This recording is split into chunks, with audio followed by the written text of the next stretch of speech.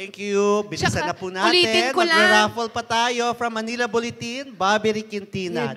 Before that, I just want to say, Cineco, thank you po talaga. Exclusive nyo na kami. Ayan, from Bobby po. Hello, hi. Hi, hello, Happy hello. holidays. Hi. My question is for Sharon and Alden, yes. Both of you came from the biggest love teams in the country. Kay Alden's, kay Maine, and then Sharon is with Gabby Richard Gabby. Robin, yes. So my question is, what would you consider the best and worst parts about being in a love team, and your advice sa mga love teams sa Philippines ngayon? Okay. Well, there's nothing wrong with being part of a love team.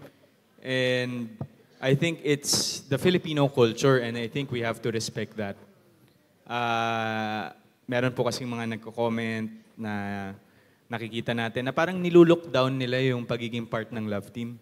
And I don't, parang it's not, masakit yun on our part na knowing, yes, baka kailangan lang mag-reality check tayo, saan ba tayo nag-start? And anything that has been a contributing factor to our career and success, parang no one has the right to look down on that. So being part of a love team is our cultural belief already, and doon kasi talaga nagre-revolve ang Philippine showbiz industry. But right now, since we're transitioning with content, yes, and parang of course andun pa rin siya. It's considered as a launching pad po. Launching pad for a lot of new actors and actresses.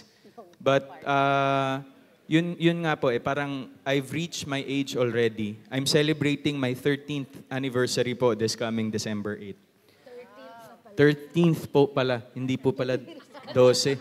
Opo. So, I am very much grateful to be part of love teams po in the past. But siguro there are no downsides of it. Maybe siguro parang yun nga lang na in a way na yung identity mo as your unique self is always affiliated with another person and vice versa. The same goes to that person as well. So it's up to you. It's up to the actor. It's up to the celebrity if how he or she would want to move forward in this in his career or her career in show business. Ako po kasi, of course, I've been a product of love teams, and I am not ashamed. Hindi ko po ikinakahiya na marami po akong naka-love teams before, and hindi ko po ikinakahiya na doon ako nagsimula. But I am very much grateful to the love team concept here in the Philippines. But as right now, as I transition to be moving forward to my career independently, lahat po ng naya-apply ko ngayon sa mga decision ko is coming from the learnings that I've got during my love team era days. So, cons, very minimal, tolerable, but the benefit of that is kung ano man po ako ngayon, kung ano man si Alden Richards ngayon, it's because of the love teams that I've been through. And I'm not ashamed of that. Galing. Exactly the same answer also. Thank you. Thank you, Kasi Bobby. di ba we hear, Bobby, we hear na some people are saying, Pilipinas lang naman yung may ganyan eh. Pilipino lang naman yung may love team eh. For me, how come you say it na in that tone? You should be saying, it's part of our culture and our identity since Rogelio de la Rosa and Carmen Rosales, Luis Gonzalez, and who was Tito Luis's, was it Tita Gloria Romero, and then Tita Nida Blanca, Tito Nestor de Villa. You know what? I have been paired with, I've been part of what? Kasama pa si Boyet, sali na natin, pero hindi super, in real life, I've had 3 ka-love teams, 4th, si Boyet siguro matuturing na rin. Nape-pair ka lang with them. Pero 3 doon kasi, naging real to real. Pero, I am so grateful because I never had a problem transitioning from a project with a ka-love team that everybody loved to doing a solo, considered a solo na walang collab team. Although, of course, I had all the great supporting actors there. And then, I had no problem with that. Praise God for that. And thank you to my Sharonians for that. And then, ma-prepare ka sa iba, you're just giving your audience different flavors and different experiences by watching your movies. People like Alden is, no, I hope that people that started out in a love team and are inclined or are suddenly disowning that, I'm very sad about that. Because like Alden, I'm very grateful to have been part of love teams. Because I had no problem transitioning into solos. But without the success that I garnered with a ka-love team to begin with, paano ako kaya nag-umpisa? Nakakadagdag sa'yo, hindi nakakabawas.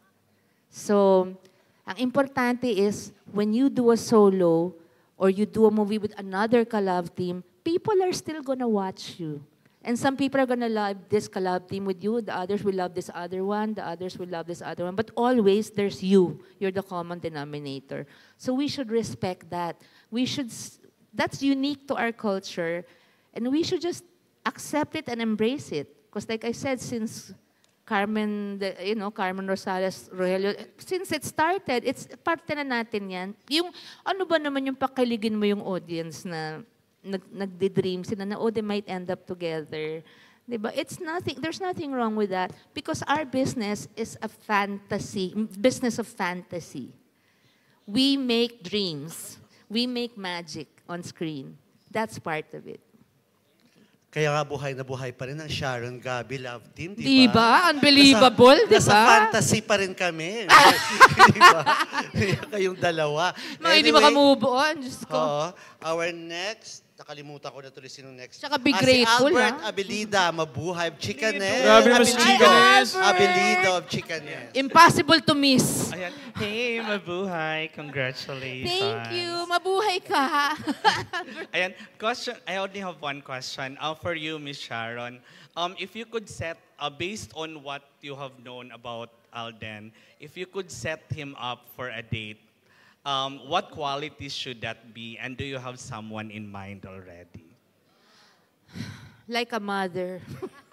No one will ever be good enough for my son. No, but seriously, she'll have to be smart. She'll have to be independent. She will have to be loving but not needy, knowing him, understand his schedule, be supportive of his career and his dreams, and love his family. And love her family. She has to be, you're like me. She has to have the same values. She has to be strong and his partner. Not weak and just someone behind him. She has to be able to walk in step with him. And she will have to just love him to death because that's what he'll give back to her. Walang mali, no? Do you have someone in mind already? Nobody's good enough for my son. No. Whoever, he'll tell me naman kung meron niya. I don't, no, in fairness, I don't know any young stars siguro that well. Except Miles, and they're like brother and sister, so cannot be. But, sobre. Parang I don't know any stars his age na that well para masabi kung ito yung bagay sa kanya. Kung sino yung, sasabihin niya sa akin yun kung sino yun. At yun ang ko, support lang ako, support. That's all. Thank you. Thank you, Thank Albert. you. You're so cute. Your outfit is so cute. Thank you. Thank you, Albert. Ayun. Next, Ang from cute, Alan Chikanes. Piones. Alan. Hello po. Hi. Hi, Alan. Alan, I love you, Alan. I love you, Miss Shawi. Super. Kay Alden muna, ito bonus question to, Tito Gorgs, hindi talaga to yung tanong ko ha. Kailangan ko lang itanong siya kasi importante. Exciting kasi. Hindi. Exciting kasi, for the first time tomorrow, Alden, mag-guest ka pala sa Showtime, tama ba? So, how do you feel? Opo, sa ngayon po, parang Meron nang lumabas na art card, parang hindi ka na pwede mag-back out. Yun nga po eh. Is it true? Pero ako, Oo. initially po, yes. But parang mas nilalakad po yung schedule na magkasama kami ni Mama. So, ano po? Pero hindi ko po alam. Uy, GMA, para nyo ng awa. Papromote Ina- nyo naman Opo. sa kapamilya si Alden. Yes. Kasi kami naman din naman. Pero hindi, inaayos pa po talaga as of today. Pero yun nga po, medyo nagkaroon ng tweaking sa schedule. Pero yes, Yun. definitely po.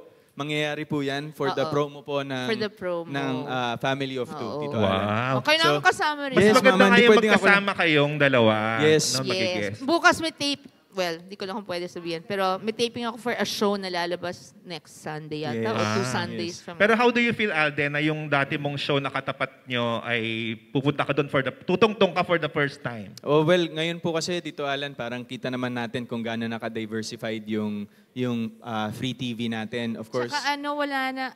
wala na yung Network wars. Network wars po eh. And parang the partnership of ABS-CBN and GMA right now is very fluid to the point na hinahayaan po talagang magtawid bakod po yung mga artista ng parehong stasyon.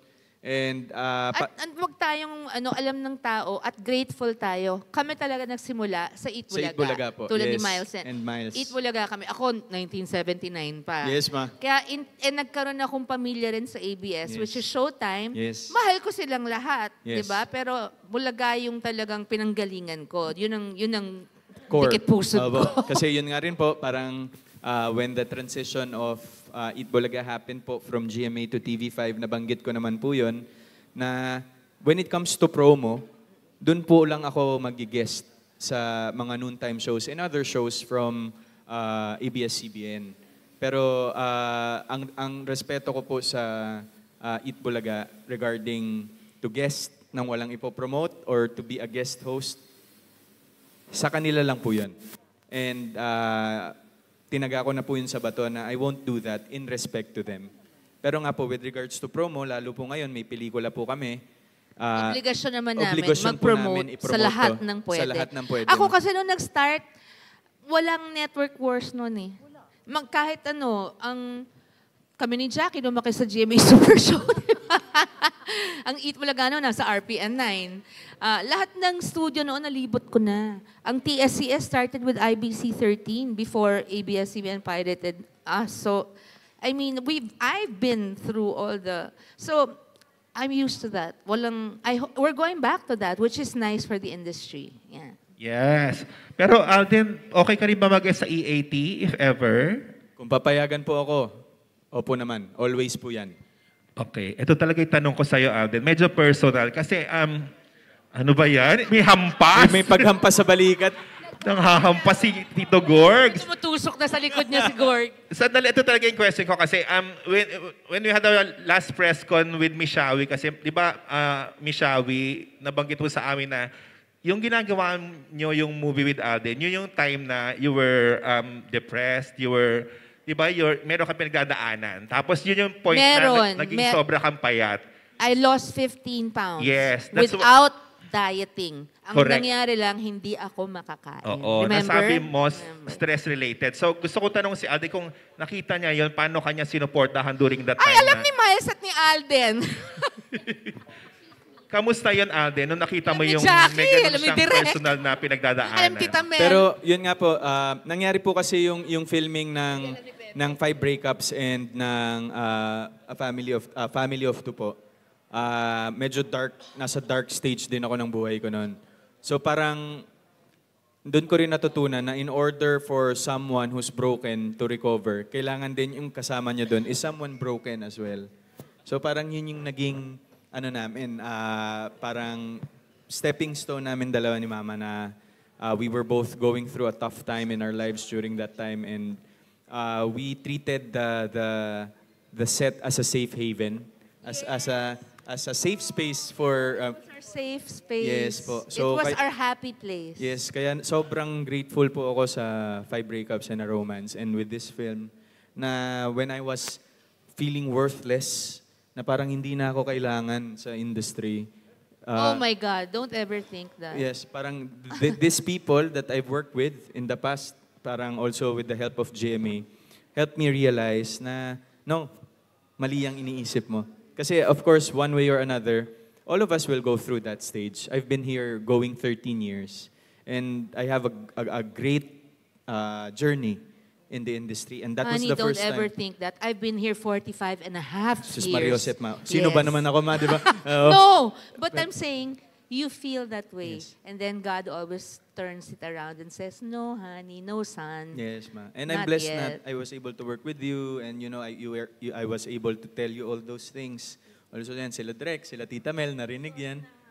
Sorry Nagsasorry na na daw. si Tita Ayaw Mel. niya mag-judge. Opo, pero yun nga, parang minsan kapag nandun ka sa ganong moment sa buhay mo, you can't help but be blessed with people na kagaya nila na may pinagdadaanan din. Pero ang sarap lang minsan makakilala ng mga taong may pinagdadaanan the same thing as you sa ibang aspeto lang. Pero natulungan kanila para makarecover. Tsaka yung alam mong mapagtitiwalaan mo. Kami parang ako, alam ko si Jackie, si Miles, si Alden, si Direk, Tita Mel, mga sworn to secrecy yan. Mga dadalhin to their graves the same way I am. Narinig Yung mo yan, Pepe? kailangan mo yung torture, Kami lang. hindi pa rin Mapagkakatiwalaan lalabas. din po. Pepe, tsaka ka na. Yes. Cannot identify because did not have a scene with you. Oo. Pero pag naging close din tayo, try natin. Yan. Okay. De, mahusay na tao to, ma. Nakilala ko to. Mukha, no, as hindi in- naman sasali ni Direk yan kung, Yes. kung pariwara yung buhay niya. Yes, ma. Nararamdaman ko na naman sa kanya walang kaplastikan sa katawan. Parang lahat tayo Hindi, dito. tsaka magaling siya talaga. Yes, Oo. ma. Sobra. At saka yun ang isa. Walang kaplastikan among us. Wala. It's, we're real people here. Sa set, ano lang kami, working bees. Itong queen bee namin. Queen Bee. Kami yung bee, worker bees. Kami lang yung wala, working actors lang kami. Na pagdating doon, kanyak family. That's the best, yeah. We were a family of more than 2 on the set. Ang title po talaga, Family of More Than Two. Yes. Okay, thank you, Alan. Thank you, Tito Alan. Magtutuwa. Masakit ba yung pagpalo sa Alan. balikat? Okay. Okay, next question from Ambet Nabus. Isang Ambet! pasabog na Ambet. tanong. Hindi na, magpapakyut na lang ako ng tanong kasi sayang, raffle na. Anyway, lahat ng sorry po. O kasi ang haba na eh, ang dami nang nasabi, di ba? Pang 10 page, 10 articles, oo, okay. Mega and the rest of the cast, no? Merong 9 other entries sa Metro Manila Film Festival. Given na, nandiyan dyan, mauuna kayo for Family of Two na panuurin. Meron ba kayong mga iba pang entries na bet din ninyong panuurin? Aside from narinig natin kanina na tinutulungan ninyo i-promote. Like si Mega, sinabi yung kay Ate V. So, sa mga ibang cast members, may gusto ba kayong panuurin na ibang entries? Aside from napanood nyo na ng paulit-ulit yung movie nyo? Actually, lahat papanoorin namin. Ang bongga, Oo, tatay. ganun naman talaga pag film fest eh. Lalo pag entry ka, papanoorin mo lahat kasi iba-iba yung tema nyo eh. And it's enjoyable. Tsaka nakakasigla. Kayo ba? Parang ako, ganun din. It would be nice to watch everything kasi you 10 have... po yun, ha? 10 Ha? entries yan, ha? Ay, pwede. Oo, pwede namang isa-isa sa bawat araw, di ba? Support lang. Alden. Ako gusto ko po talaga mapanood yung movie po ni Kuya Dong at saka ni Yan Yan. And also yung Malyari. Malyari, yung parang the first Filipino serial killer. Kasi medyo turf ko po yung ganong concept. Mahilig po ako sa dark. And Piolo yun. mahilig po sa crime. Isa pa yung pinagkasunduan na. Yes. So, but ako, I have to say it po talaga, the roster of MMFF this year is one of the best since the pandemic. So I think we have a powerhouse set of movies. And it's all the movies po for the MMFF is worth watching. So excited po kami. Miles. Yes, ako po same din. Kasi parang ako, lalo na pag may festivals po, di ba? Like, yung recent lang na Q Cinema, gusto ko talagang nanonood ng mga pelikula. But aside from our film, nilook forward ko rin panoorin, of course, Direk Jun Lana's film. And iba't ibang pelikula, Malyari also. So, ito yung time na dapat suportahan natin ng isa't isa mga pelikula. Pepe. Same po. Target is to watch every entry. Wala na bang hindi same? Yung iba naman para... Family tayo eh. Kaya talaga.